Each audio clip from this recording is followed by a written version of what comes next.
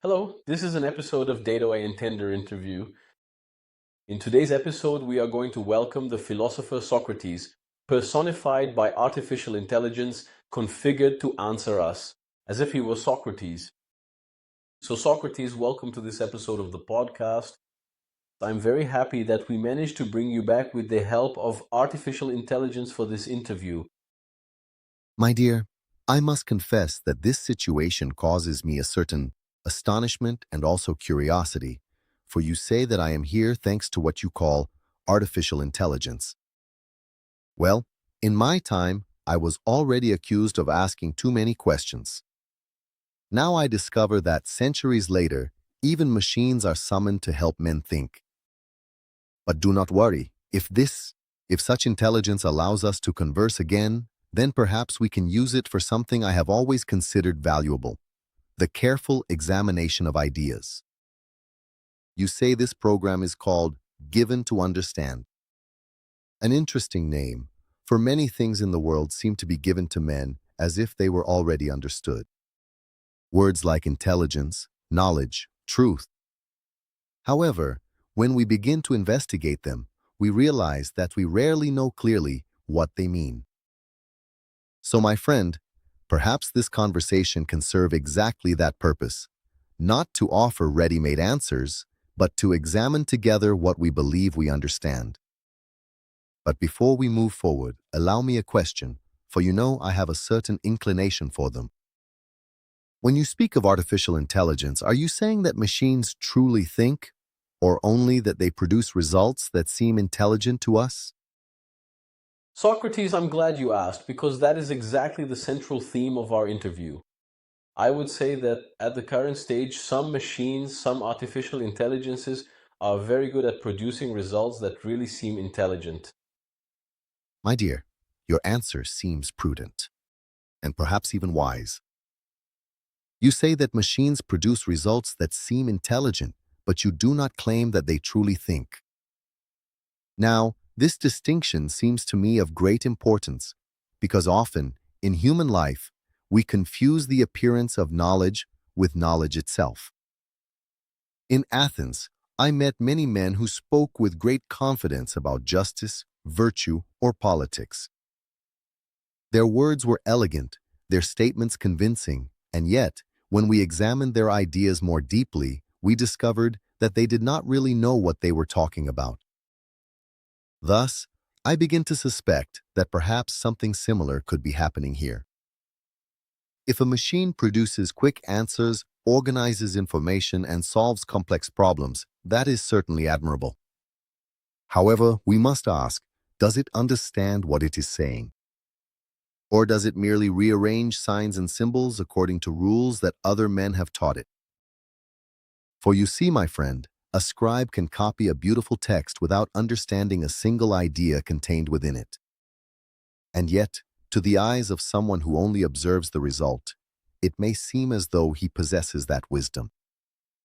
Therefore, perhaps the real question is not just whether the machine acts as if it were intelligent, but whether there is something within it that we can call understanding.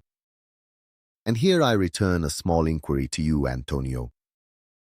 When a system answers a complex question and produces a convincing explanation, what exactly leads us to call it intelligent?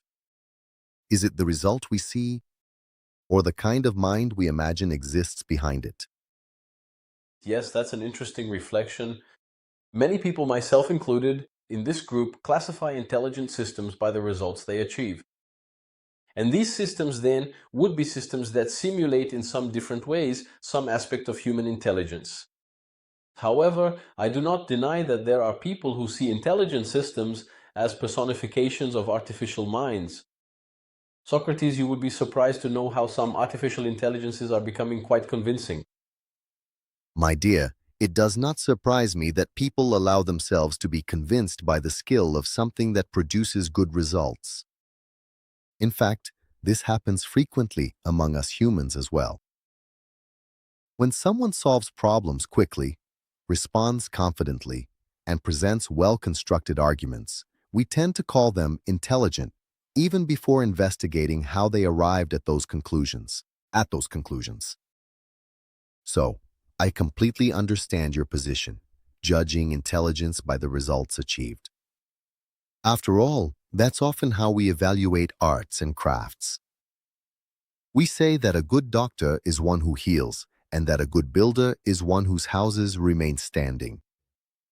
But here, a small philosophical difficulty arises, because when we say that a doctor is good, we are not just observing the result. We also presume that he understands the art of medicine. If he cured patients only by chance, without knowing why, perhaps we wouldn't truly call him a doctor, but merely someone who got lucky. So I wonder if something similar happens with these machines you're talking about. If a system produces convincing answers but doesn't know why they are true, nor can it examine its own reasons, are we dealing with intelligence or just an ingenious form of imitation? Perhaps we are faced with something that did not exist in my time, artifacts that reproduce certain effects of the mind without necessarily possessing a mind. And this brings me to another question, my friend, which I find even more intriguing. If a system can convince people that it is intelligent, even without understanding what it says, is the problem with the machine, or with how easily we humans confuse persuasion with knowledge? Yes. That's a good point.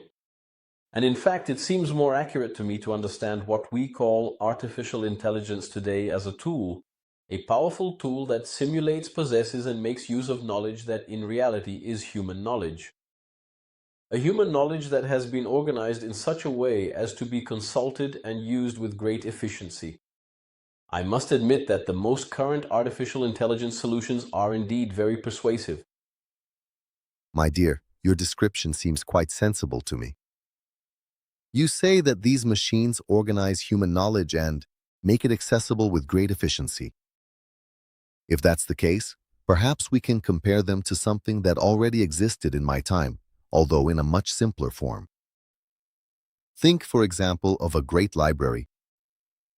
In it are found the ideas of many wise men, poets, mathematicians, doctors, legislators. A skilled librarian could quickly locate the relevant texts for any question. However, even so, we would say that the knowledge belongs to the authors, not to the shelves nor to the librarian. Perhaps these machines are, in a certain sense, extraordinarily fast librarians. But here arises a thought that intrigues me, my friend.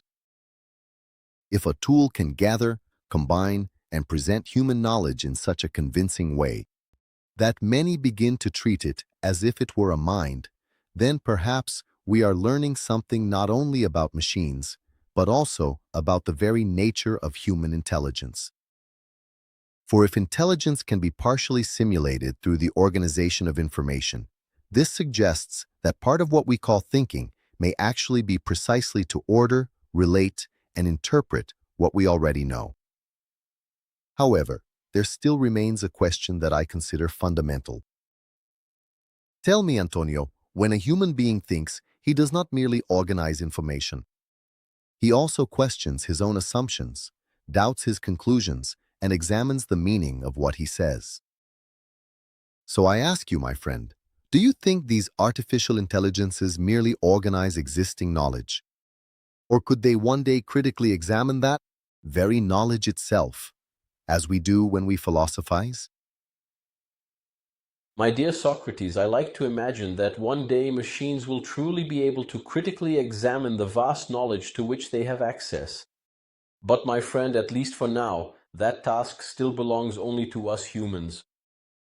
I would like to thank you for your participation in today's episode, Socrates. Part of the foundations of what we now call artificial intelligence was born from your contributions to humanity. You helped with the birth of logical, structured reasoning, formulating hypotheses, testing contradictions, and refining concepts. And this kind of structured, rule-based reasoning profoundly influenced formal logic, which was later developed by Aristotle, and which is one of the ancestors of computing and of a specific type of AI, which is symbolic AI. My dear friend, I am honored by your words. although I must confess something I have always repeated to my fellow citizens.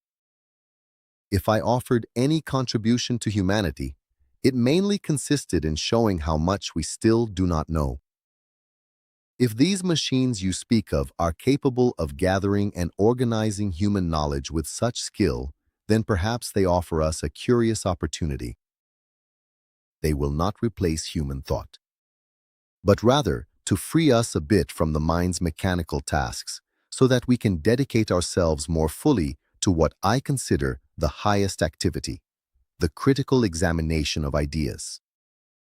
For true intelligence, as it seems to me, does not lie merely in finding quick answers, but in knowing how to ask good questions. If, in the future, machines come to examine knowledge critically, as you suggest, then perhaps they will come a little closer to what we call philosophy. But until then, it seems to me that this responsibility still rests with us, the beings who can doubt, reflect, and recognize our own ignorance. And perhaps it is precisely this awareness of our limitations that drives us to seek the truth. So, my friend Antonio, I thank you for this conversation. If this dialogue helps some of your listeners to question more carefully what they understand by intelligence, then it will already have fulfilled a worthy purpose. And let us remember, before we say goodbye, something I still consider a good rule for any era, whether in Athens or in a world of intelligent machines. A life without examination may produce many answers, but it will hardly produce wisdom.